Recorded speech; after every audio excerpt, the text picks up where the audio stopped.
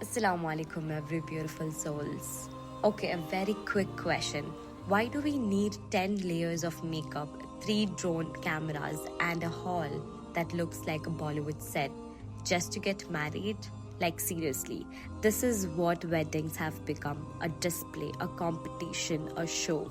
But then, I came across a story that just touched my heart. A young couple decided on their wedding day, instead of this, they decided to spend their money to feed 4,000 Syrian refugees. SubhanAllah. On the day that was supposed to be about them, they made it about others. Prophet ﷺ taught us that best of people are those who are most beneficial to others. And this couple lived that teaching in such a beautiful way. Now ask yourself, what do people remember about weddings? The flowers, the food, the outfits? Within a week it's forgotten. But this couple's wedding, written with Allah, recorded in akhirah. That's what real barakah looks like. That's how you start a marriage, with sadaqah, with service, with sincerity.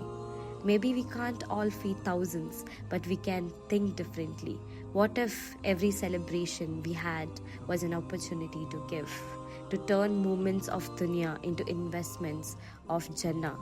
May Allah bless this couple and inspire us to find joy in simplicity, generosity, and pleasing Him. Ameen.